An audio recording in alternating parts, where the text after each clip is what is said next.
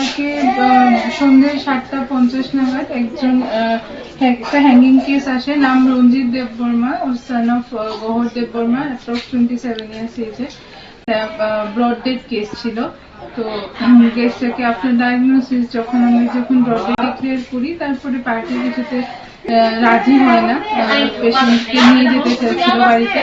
তো তারপরে আমরা বিশেষ সহায়তা ওদেরকে মানে ওই পেশেন্ট পার্টিকে রাজি করেছি যে বিকজ এটা একটা আনন্যাচারাল ডেথে পোস্টমর্টম মাস্ট।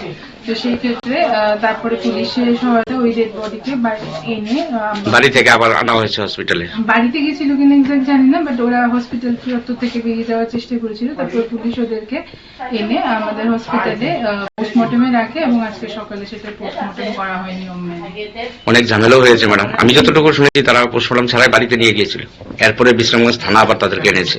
যাই হোক, মানে এমনিতে ওরা আমাদের সাথে সেরকম খারাপ ব্যবহার কিছু করেনি, বাট ওরা হয়তোবা পোস্টমর্টমের ইম্পর্টেন্সটা ওরা বুঝতে পারেনি, ওই জন্য ওরা নিয়ে গেছিল। বাট এটা একটা আনন্যাচারাল ডেথ, এর মধ্যে পোস্টমর্টম ইজ মাস্ট। হ্যাঁ, তো সেই ক্ষেত্রে আমাদের কাছে যেহেতু ইনফরমেশন ছিল, তো পুলিশরাও সাথে সাথে এসে আমাদেরকে হেল্প করেছে এবং ওই ব্যাপারটা সর্ট আউট করেছে এবং পার্টির পেশেন্টকে এনে মানে আজকে পোস্টমর্টম করা হয়েছে।